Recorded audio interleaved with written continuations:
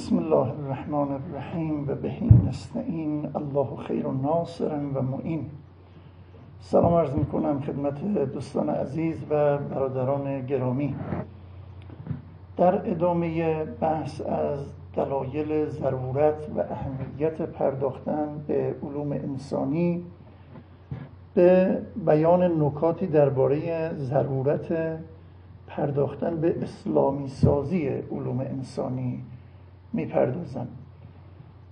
در جلسه قبل چند نکته را گفتم که ورود به عرصه علوم انسانی یک ورود ضروری است، یک وظیفه حتمی است، مخصوصاً بر روی دوش طلاب علوم دینی و دغدغه‌مندان نسبت به معارف اسلامی و دغدغه‌مندان نسبت به آرمان‌های انقلاب اسلامی.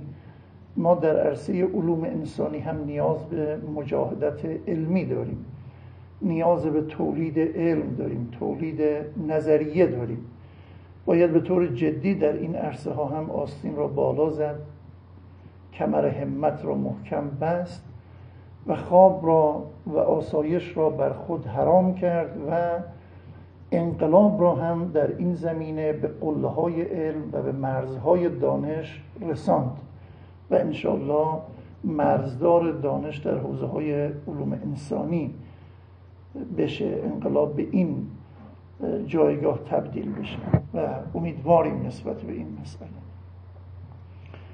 اما افزون بر ورود به عرصه علوم انسانی و مجاهدت در اون عرصه، ما نیاز به یک جهاد مضاعف داریم، نیاز به یک مجاهدت افزون داریم و اون اسلامی سازی علوم انسانی است. ما به دلایل مختلف نمیتوانیم علوم انسانی موجود برآمده از غرب و ترجمه شده از غرب و صادر شده از دنیای لیبرال و دنیای اومانیستی به این شکل را بپذیریم. ما نمیتونیم بپذیریم. نه دین به ما اجازه میده، نه حق طلبی به ما اجازه میده و نه واقع بینی علمی به ما چنین اجازه‌ای میده که حالا اینها را البته در درس‌های بعدی و در گفتگوهای بعدی باید دقیقاً نشان بدیم و این مدعیات را اثبات کنیم انشاءالله. خب در این جلسه چند نکته رو میخوام عرض کنم که ضرورت اسلامی سازی علوم انسانی را بیش از پیش آشکار کنه. نکته اول آسیب‌های علوم انسانی غربی است. در این نکته میخوایم اینو عرض کنیم دوستان عزیز که علوم انسانی غربی، علوم انسانی موجود که مولود غربند، صادر شده از غربند، آسیب‌های جدی دارند، اشکالات عمده‌ای دارند و این اشکالات باعث میشه که ما در برابر این علوم بی‌تفاوت نباشیم، ما در برابر این علوم منفعلانه برخورد نکنیم و الا این آسیب‌ها دائما عمیق‌تر و عمیق‌تر خواهند شد و ما را دچار ضعف و درگیری‌هایی درباره مسائل انسانی و مسائل معنوی و اخلاقی خواهد کرد. از جمله این آسیب‌ها یکی اینه که این علوم انسانی موجود مبتنی بر جهانبینی مادی و لیبرالیستی هستند و این هیچ شک و شبهه‌ای درش نیست. علوم انسانی موجود کاملا وابسته به باورهای مادی، باورهای اومانیستی هستند،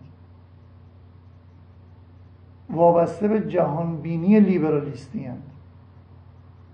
من قبلا اشاره کردم، در آینده به تفصیل خواهم گفت که علوم انسانی علومی وابسته‌اند، علومی پیروند، علومی تابعند، وابسته به دسته دیگر از امورند، تابع دسته ای از امورند و پیرو مسائل دیگری هستند. از جمله مهمترین تکیه‌گاه‌های علوم انسانی، از جمله مهمترین اموری که علوم انسانی وابسته به اونها هستند، جهانبینی محققان و نظریه پردازان علوم انسانی است. جهانبینی.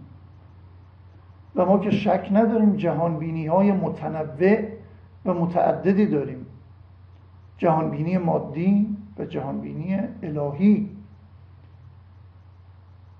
جهانبینی لیبرالیستی و جهانبینی توحیدی، جهانبینی ماتریالیستی و جهانبینی دینی و ده‌ها نوع جهانبینی دیگر. جهانبینی‌های متعددی وجود دارند که در دو دسته کلان جهانبینی‌های مادی و جهانبینی‌های الهی تقسیم میشن. علوم انسانی موجود مبتنی بر جهانبینی مادی هستند، مبتنی بر انسانشناسی داروینیستی هستند. دوستان عزیز، داروین که خدا را خالق انسان نمیدونه، انسان را حاصل یک تصادف میدونه،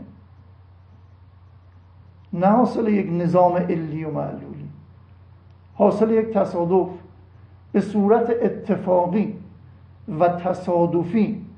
یکی از موجودات تکسلولی که در اعماق اقیانوس ها بود، اون تکثیر شد. هیچ علتی هم براش نمیتونه بیان کنه و بیانم نمیکنه، میگه نداره، تصادفی محض.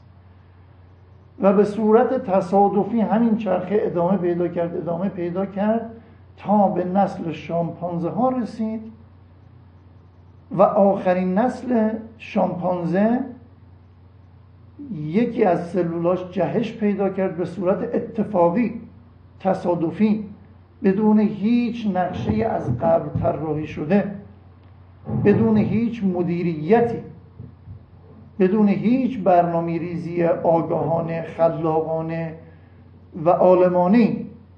یک دست عالم و آگاهی این فضا رو مدیریت کنه، نه، بدون هیچ یک از اینها یکی از فرزندان این شامپانزه جهش پیدا کرد و شد انسان و این فضای انسانی را پدید آورد و این حرکتی که در عالم انسانی است. و فرزند دیگرش هم همون شد شامپانزه و الان هم نسلشون موجوده. این فضای تفکر داروینه. چارلز داروین در کتاب انواع حیات یا تنوع گونه ها را ملاحظه کنید، کتاب ایشون رو.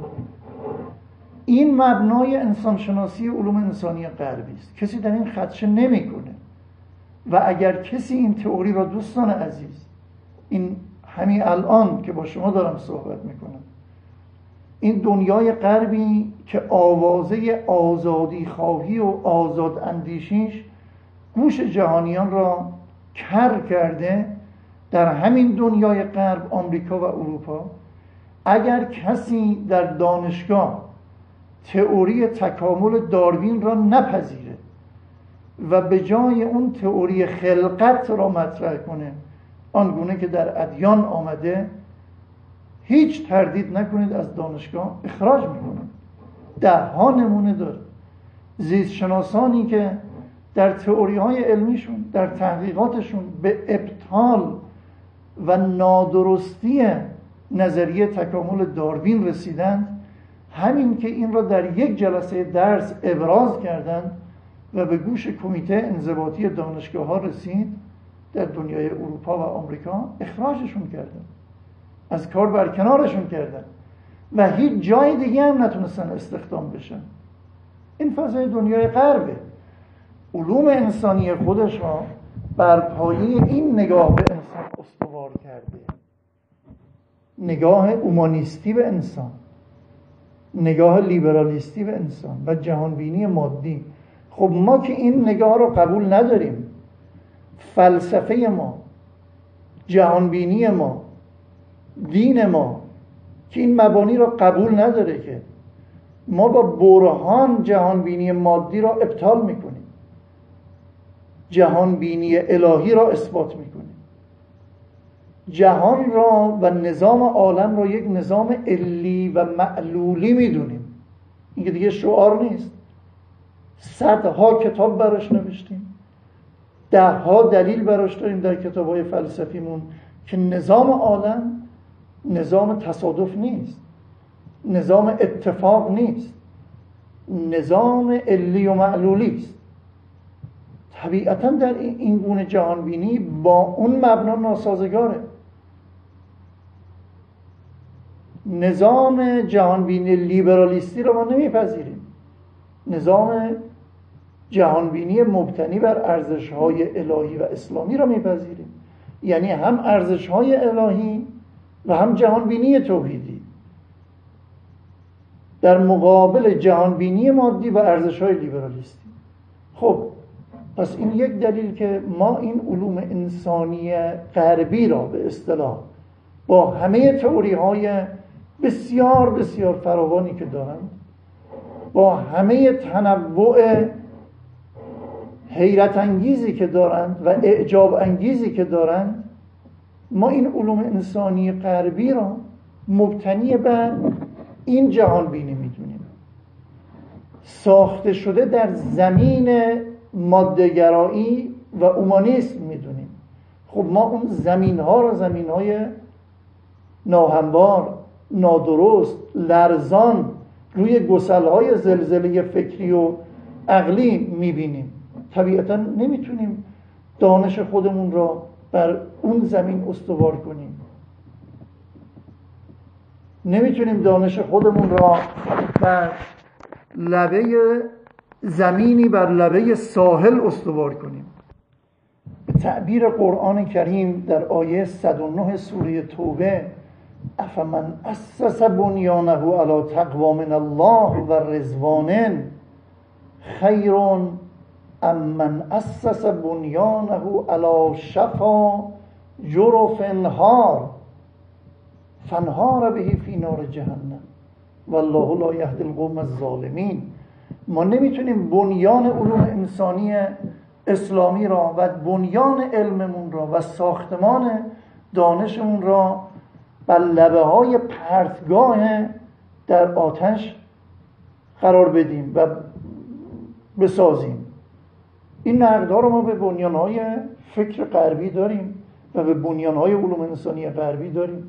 به هر حال وجود این نقدها و در اختیار داشتن یک ساختمان لرزان و لغزنده که هر آن ساکنان این ساختمان را به درون آتش و به پرتگاه هلاکت میندازه، ما را برمی‌انگیزه که ساختمان محکمتری بر پایه‌های درست، بر بنیان‌های صحیح بنا بنهیم. این یک دلیل، این یک آسیب که در علوم انسانی غربی هست و ما را وامی داره که تحول ایجاد کنیم، دگرگونی در این علوم انسانی ایجاد کنیم و وارد این گونه ساختمانی نشیم که بنیانهای اعتقادی ما و بنیانهای ارزشی ما را از بین میبره. دلیل دیگر در ذیل همین مسئله که آسیب‌های علوم انسانی غربی را نشون میده اینه که علوم انسانی غربی، علوم انسانی موجود که تولید شده غربن، همچون که عرض کردم، و صادر شده از غرب به همه کشورها و ملل دیگر از جمله کشور ما هستند، کنش‌های مسل شده انسان را بررسی میکنند دوستان عزیز، و این هم نقد جدی بر علوم انسانی موجوده. این علوم انسانی همچنان که عرض کردیم بر پایه یک انسانشناسی ناقص، نادرست و غلط استوارند، انسانشناسی داروینیستی. حتی اگر در این نقد میخوام این رو عرض کنیم که حتی اگر مبدأ و معاد را هم بپذیرند، اما در بررسی کنش‌های انسان و بررسی پدیده‌های انسانی انسان او را بریده از مبدأ و معاد مورد تحلیل قرار میدن. یعنی یک انسان مصلح شده، یک انسان بریده از مبدأ و معاد، یک انسان آویزان به هیچ، معلق در هوا، نه ابتدای اون معلومه و نه انتهای اون معلوم. خب معلومه این انسان واقعی نیست. این نوع نگاه به انسان نگاه واقع بینانه نیست. نگاه واقع بینانه به انسان اینه که انسان مخلوقه، انسان خالقی داره، بلکه در حکمت متعالیه اثبات میشه انسان عین ربط به حضرت حقه، آویزان به حضرت حقه، عین ربط به خداست. اینو در کتاب‌های فلسفی خوندید، در آموزش فلسفه خوندید. نظام معلولات به طور کلی از جمله انسان عین ربط به علت هستی بخش به علت العالم است. خب موقعی این ربط را نبینی و بریده از مبدأ اون رو مطالعه کنی و بریده از معاد، انسان ازلی نیست اما ابدی است. انسان نبوده بود میشه، موجود میشه، اما موقع موجود شد دیگه نمیمیره، دیگه از بین نمیره، انتقال پیدا میکنه از نشئی به نشئی، از حیاتی به حیاتی، اما روح او جاودانه است دیگه، یه میرایی نداره. این نگاه به انسان یعنی شما این مقطع از انسان رو که داری مطالعه میکنی باید توجه داشته باشی این یک مبدئی داره، یک معادی داره، باید ناظر به این دوتا مطالعه کنی کنش‌های انسانی را. و حالا که در انسان شناسی های موجود، یعنی در علوم انسانی موجود، انسان را بریده از مبدأ و معاد مورد تحلیل قرار میدن و این نقص عمده است در این علوم انسانی، نقص جدی است، نمیتوان به سادگی از کنارش گذاشت. حتی از نظر عمق هم به همین شکل دوستان، که حالا جای بحثش شاید قدری ثقیل باشه این بحث برای دوستان و سنگین باشه، من نمیخوام ذهن شما را درگیر به مباحث پیچیده تری کنم در این عرصه، ولی اجمالاً عرض میکنم که در تفکر اسلامی انسان یک موجود ذو بطونه، ظاهری دارد و باطنی، لایه‌های درونی متعدد داره. عارفان تا 10 بطن برای انسان برشمردن که هر بطنی رقیقه حقیقت بطن قبلی است. رفتارهای ظاهری ما رقیقه اون باطن ما هستن، رقیقه قلب ما، یک مرحله و یک نشأه وجودی است. این اصطلاح قلب در اصطلاحات فلسفی و عرفانی ما، رقیقه و قلب هم رقیقه روح ماست و به همین شکل تا 10 بطن برمی شمارن.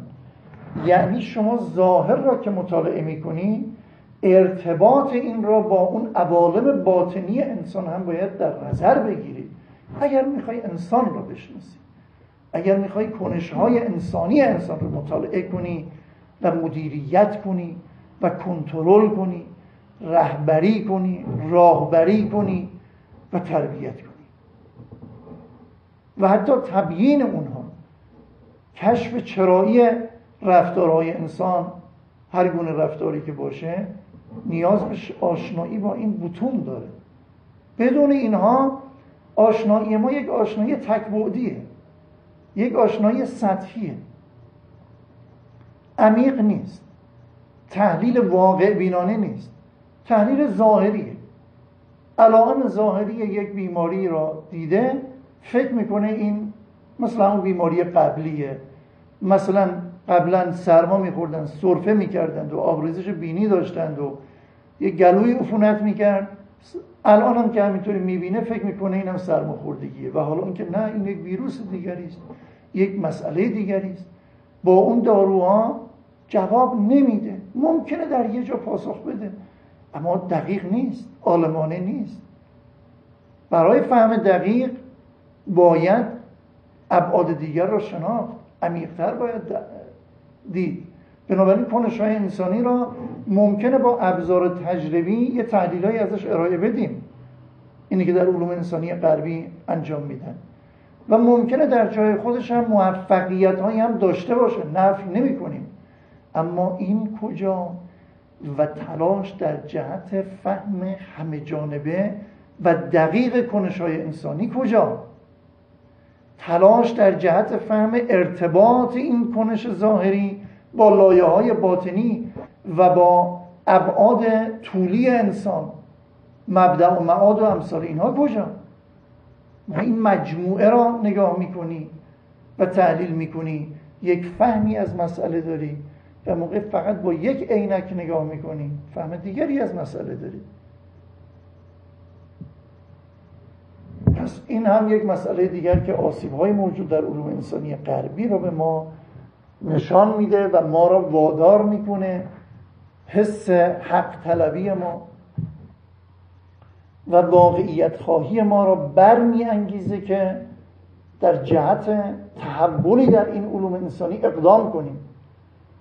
تشکر میکنیم از عالمان و محققانی که زحمت کشیدن، ابعادی از ابعاد کنش‌های انسانی را تحلیل کردن، خیلی خوب، اما هیچ محقق حق طلبی، هیچ انسان واقع بینی که نباید به وضع موجود راضی باشه.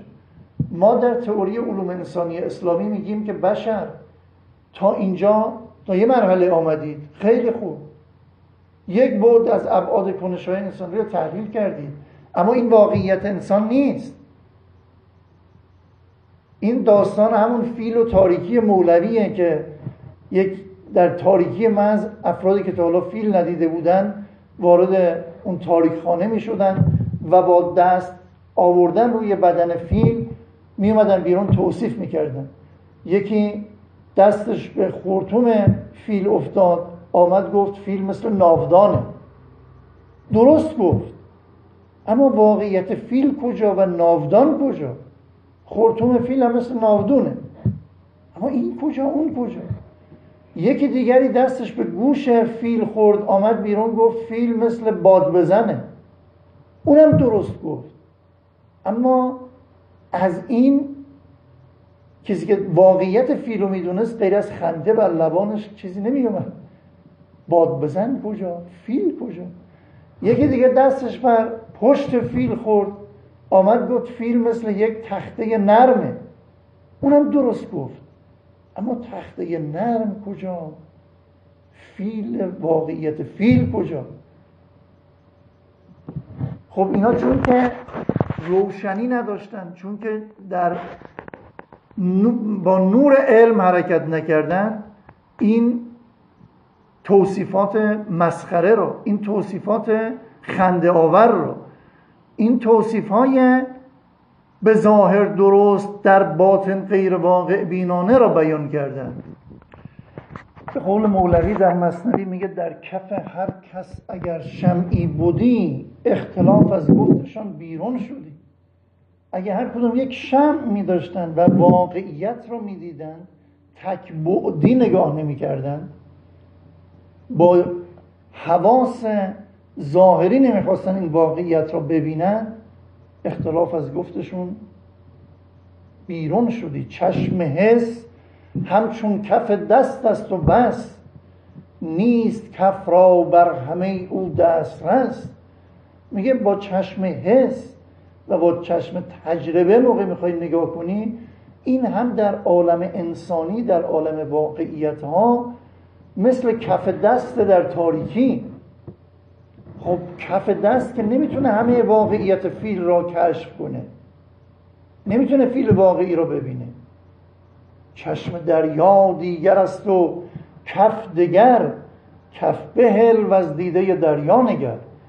ما ادعامون در علوم انسانی اسلامی اینه که بیایید واقع بینانه تر نگاه کنید، بیایید همه جانبه تر نگاه کنید. ما ابزارهایی را مدعی هستیم که در اختیار داریم.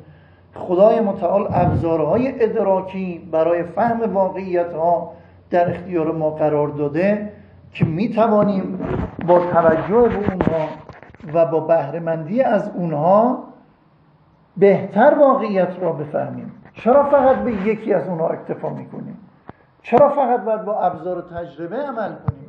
خب ابزار عقل، ابزار شهود، ابزار نقل و متون دینی و وحی الهی، اینا هم ابعاد دیگری از این واقعیت رو برای ما نشان میدهند. به هر حال این هم یکی دیگر از آسیب‌های علوم انسانی موجود غربی است که باعث میشه ما اراده ایجاد یک تحول در علوم انسانی را داشته باشیم. ما خود را مجاز بدونیم که این علوم را به وضعیت موجود نپذیریم، نقد کنیم و مدعی ارائه جایگزین بهتر برای اونها باشیم. آسیب دیگری که در علوم انسانی غربی وجود داره دوستان عزیز، و این آسیب هم جدی است و باعث میشه که دغدغه‌مندان نسبت به اسلام و معارف اسلامی در برابر این علوم انسانی بی تفاوت نباشند، عدم تناسب علوم انسانی موجود با فرهنگ اسلامی است. این علوم در ابعاد مختلف با فرهنگ اسلامی تناسب ندارند، با فرهنگ اسلامی در تضاد و در تنش هستند. یعنی حتی اگر عالمان این علوم هم موحد باشند، که هستند برخی از متخصصان و نظریه پردازان علوم انسانی موجود در دنیای غرب، بعضیشون موحدند، دیندارند، اما این علوم نسبت به مبدأ و معاد همونطور که عرض کردم نه تنها لا به شرط که به شرط لا هستند.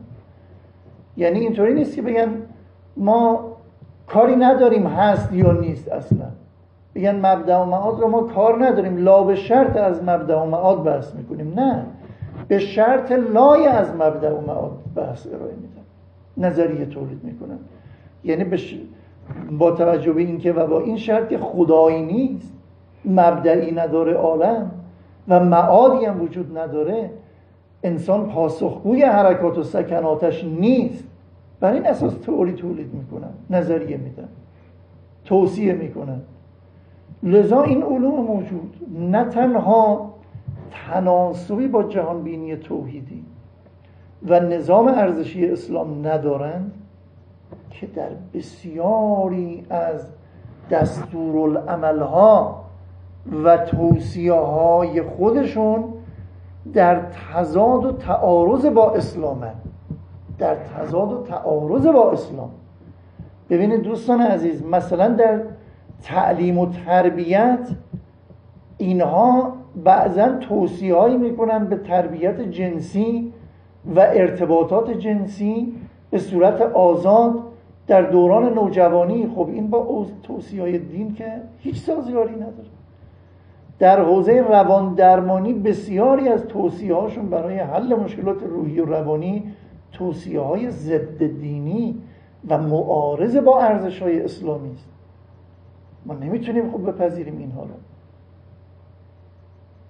ما نمیتونیم دائما عقب نشینی کنیم از ارزش‌های اسلامی در هر عرصه‌ای که نمیتونیم، یعنی نه تعصباً و تسلباً ها، نه، علما نمیتونیم، علم به ما اجازه نمیده، عقل به ما اجازه نمیده، حقیقت خواهی به ما اجازه نمیده، واقعیت طلبی به ما اجازه نمیده.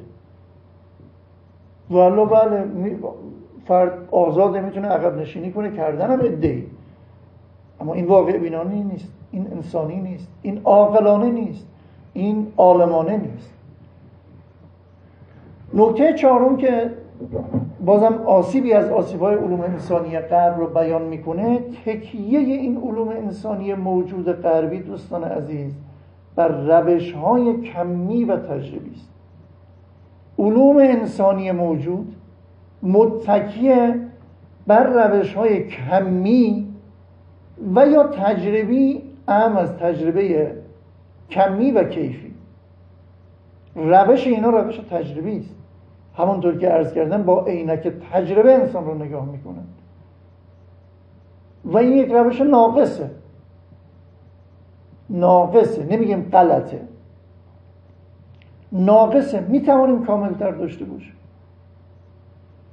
میتوانیم با عینک‌های دیگر هم کنش‌های انسانی را مطالعه کنیم و جمع عینک‌های مختلف و دیدن از ابعاد مختلف واقعیت را بهتر نمایان میکنه.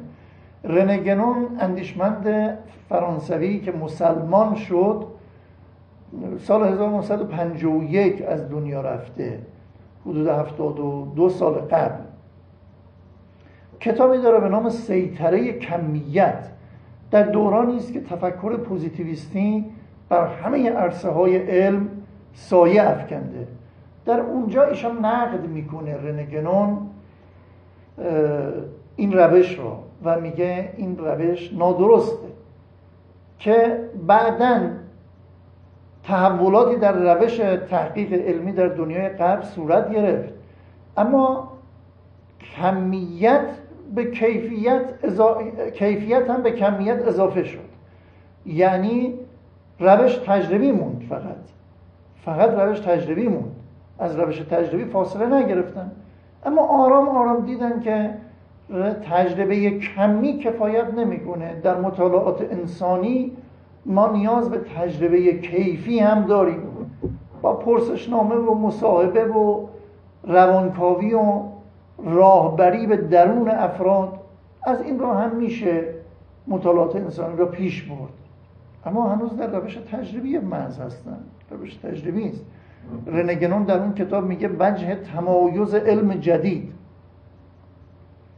در وهله اول ادعای تعویل همه چیز به کمیت و نادیده و نابود انگاشتن هر چیزی است که در برابر مبدل شدن به کمیت مقاومت می‌کند. هر چیزی که قابلیت تبدیل شدن به کمیت را و عدد را نداشته باشه، مثل مسائل اخلاقی و الهیاتی و دینی، این را یا نادیده می‌گرفتن و بلکه نابود می‌کردن، از گردونه هستی خارج می‌کردن. تفکرات پوزیتیویستی این گونه بود. کتاب آیر را اگه شما ببینید دقیقاً بر اساس همین نگاه الهیات و اخلاق را از گردونه خارج میکنه. زبان، حقیقت و منطق عنوان کتاب ایشان هست. با همین معنا و با همین تلقی از علم و روش علمی است که میگه اخلاق بی معناست. گزاره های الهیاتی اصلا معنا ندارن که نوبت برسه به این که بگیم درستن یا نادرستن، چون که صدق و کذب فرع بر معناداریه. جمله‌ای باید معنا داشته باشه بعد بگیم حالا صادقه یا کاذب. من مثلا اگه بگم شنبه قرمز است، شنبه دایره است، شما نمیتونید بگید دروغ میگی یا راست میگی چی میگه؟ اصلا معنا نداره جمله. موضوع معمول دو هم تناسبی ندارن. جمله باید معنادار باشه بعد بگید درسته یا نادرست. اگه بگم شنبه هوا برفی است، خب شما میتونید بگید که صادق نیست، کاذبه، هوا آفتابی، یا بالعکس مثلا. اما بگم شنبه دایره است معنا نداره که. آیه رو پوزیتیویستا میگفتن خدا وجود دارد مثل شنبه دایره است، عدالت خوب است مثل شنبه گرده و هیچ معنایی نداره. چرا؟ چون قابلیت تبدیل شدن به کمیت رو نداره. رنه گنون میگه که علم جدید آمده این کار رو میکنه. کار به جایی رسیده است که فکر میکنند و معمولا میگویند که هر چیزی که به صورت رقم در نیاید از هر گونه ارزش علمی و ساینتیفیکی عاری است. این نگاه.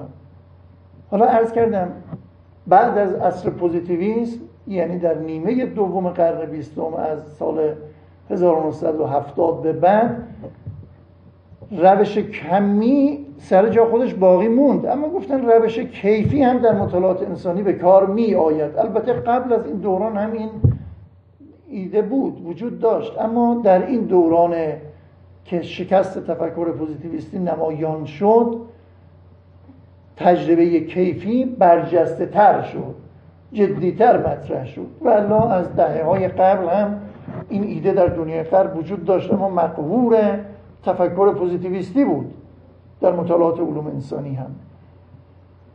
ولی نهایت اینه که این علوم انسانی بر پای تجربه کمی، کیفی یا تلفیق. اما این تجربه نمیتونه همه حقایق انسانی را برای ما نشان بده و آشکار کنه. بنابراین ما نیاز داریم به ایجاد یک تحول در علوم انسانی، یک دگرگونی در علوم انسانی و نمیتونیم به اینها اکتفا کنیم. این هم یکی دیگر از اون دلایل دوستان که پس ما برای اسلامی سازی علوم انسانی دلایلی داریم، منطقی داریم که از جمله این منطق این بود که عرض کردیم آسیب‌هایی در علوم انسانی موجود نمایانه و این آسیب‌ها به من محقق، به منی که دنبال کشف واقعیت و حقیقت در مطالعات علوم انسانی باید باشم، اجازه نمیده ساکت باشم در برابر این علوم انسانی. اجازه نمیده کورکورانه بپذیرم و حرفای غربی‌ها رو نشخوار کنم و تحویل جامعه خودم بدم. من را برمی‌انگیزاند که یک تحول ایجاد کنیم، دگرگونی